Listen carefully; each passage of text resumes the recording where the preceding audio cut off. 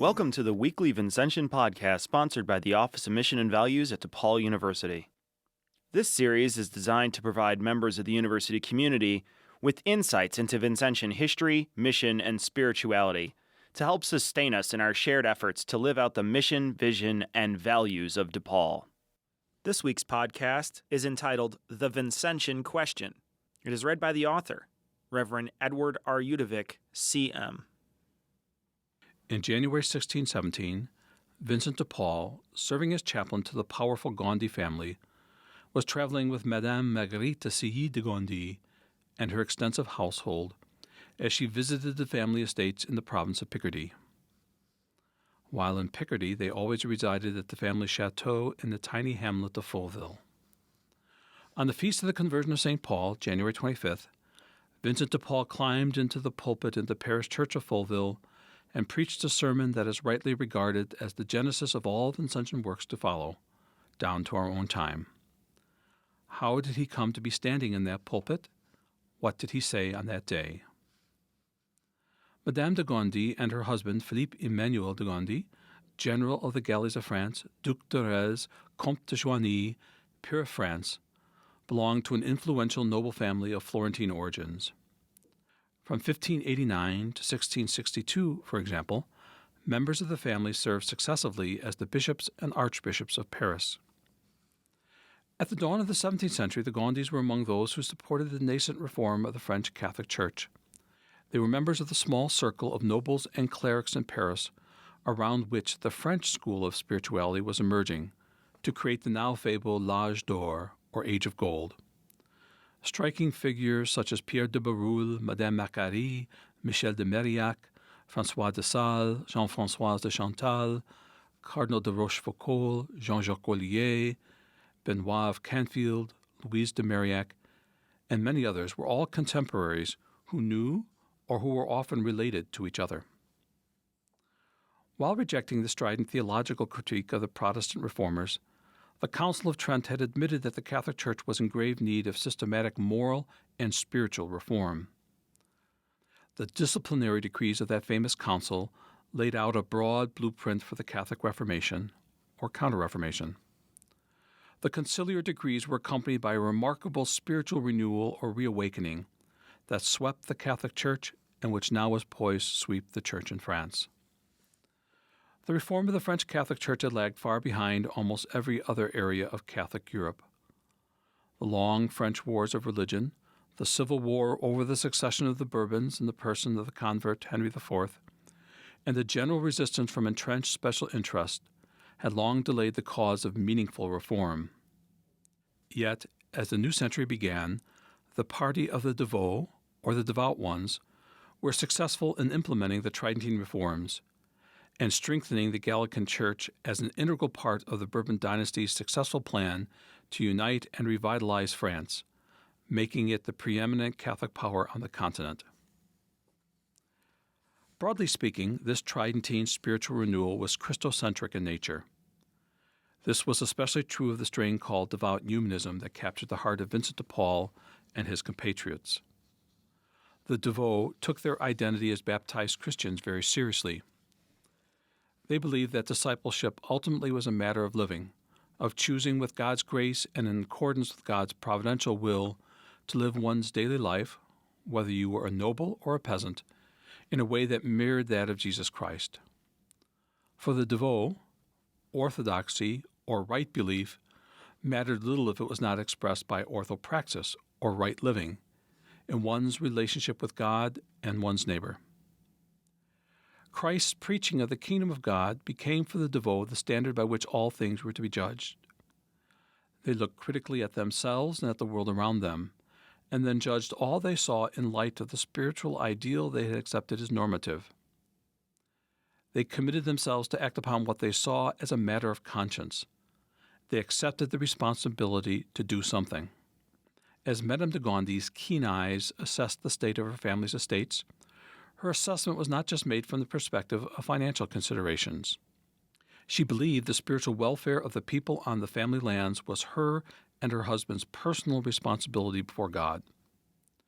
Her assessment was therefore also spiritual.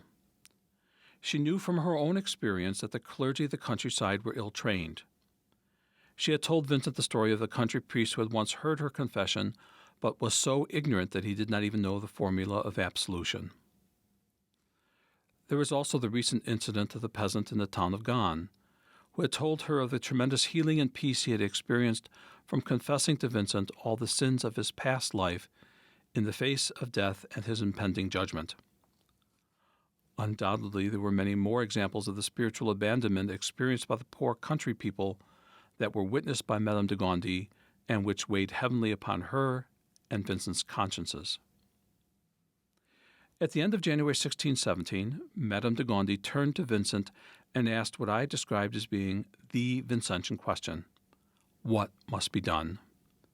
Meaning, what must be done about the spiritual abandonment and the poverty that we see around us, and which we know is so far from the kingdom of God preached by Jesus Christ? This was not a rhetorical question. From a spiritual perspective, it was echoing the presumed question that Christ himself would ask, confronted with the same situation.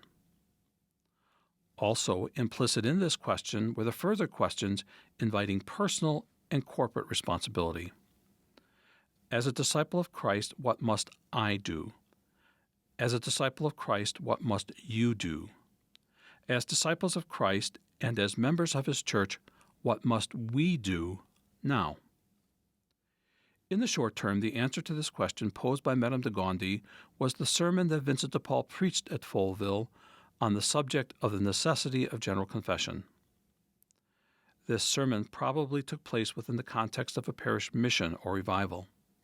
The enthusiastic response of the people who crowded the small country church gave Madame de Gondi and Vincent de Paul a clue that they were onto something in what they had chosen to do, in response to answering the question of what must be done.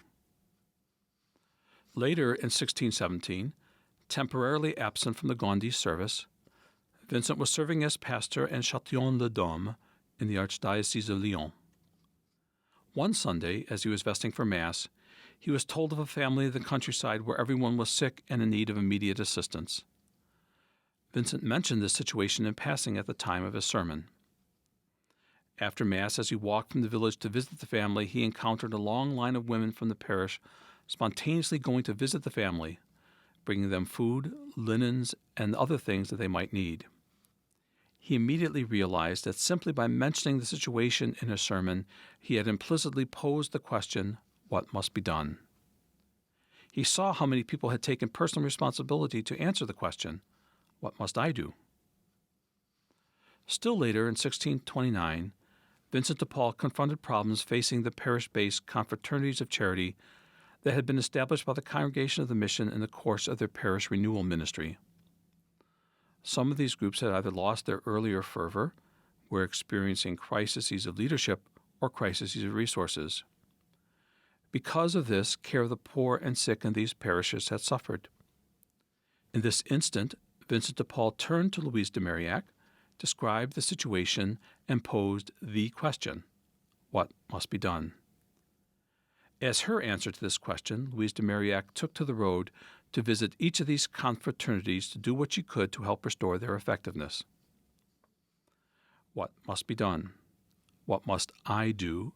What must you do? What must we do? Answering this question resulted in Vincent's own vocation. Answering this question resulted in Louise de Marillac's vocation. Answering this question resulted in the foundation of the Congregation of the Mission in 1625 and all the works that followed. Answering this question resulted in the foundation of the Company of the Daughters of Charity in 1633 and all the works that followed. Answering this question resulted in the foundation of the Ladies of Charity and the Confraternities of Charity and all their works. This ongoing answering of the Vincentian question, what must be done, created and still forms the transhistorical Vincentian tradition of following Jesus Christ, the evangelizer of the poor and the source and model of all charity. In Vincent's mind, the only possible answer to the Vincentian question of what must be done was that God's will must be done at all times and in all things. Vincent said that it was his faith and his experience that God ordinarily revealed his will through everyday events. Therefore, in order to answer the Vincentian question, Vincent de Paul developed a very careful process of prayerful discernment of God's will. Indeed, something must be done. But what exactly should be done? How should it be done? When should it be done? What resources will be necessary to do it well? Where will the resources come from? Who should do it? In Vincent's mind, each of these questions had to be carefully and prayerfully answered before any action was decided upon. In their joint discernment regarding the foundation of the Daughters of Charity, Vincent de Paul and Louise de Marillac reveal the tension points that are always present in Vincentian discernment. Simply put, Vincent usually wanted to slow the discernment process down, and Louise usually wanted to speed it up. Slowing down the process always brings with it the danger of never deciding anything. There is always yet another I to dot and yet another T to cross. Speeding up the discernment runs the risk of acting too precipitously before the full implications of the question are known and perhaps doing more harm than good. This discernment tug-of-war is resolved in the Vincentian tradition by the realization that in the end what God asks of the participants is not a perfect decision, but only a reasonable one, arrived at, as Vincent notes, by using one's goodwill and best efforts. Further, if the Vincentian question is constantly being posed and constantly being answered as life unfolds according to divine providence, then the discernment used to answer the question is one that in the end becomes habitual, lessening the tensions between deciding too soon and not deciding soon enough. The reasonable answer and timing is thus easier over time to pinpoint with greater precision. For both Vincent and Louise, once the question, "What must I do? What must you do? What must we do?" was answered, then the time to act, and to act boldly and to act confidently had come. DePaul University has thousands of Vincentian articles available for download absolutely free. These articles include entire biographies of Vincent de Paul by Pierre Coste and Louis Abeille, 12 volumes of correspondence, conferences, and documents of Vincent de Paul in both French and English versions, and 27 past volumes of the Vincentian Heritage Journal. Visit the institutional repository on the web at via.library.depaul.edu. Guided by the university's strategic plan, Vision 2012, the Office of Mission and Values collaborates with university constituencies in ways that measurably enhance their understanding and support of DePaul University's Catholic, Vincentian, and urban identity. Together, we provide the leadership that enables the university to fulfill its distinctive educational mission, serve its diverse student body, and maximize its strategic capacities. As the premier international resource for Vincentian studies, the office also serves a wide range of external constituencies who seek to deepen their engagement with Vincentian history, spirituality, and service.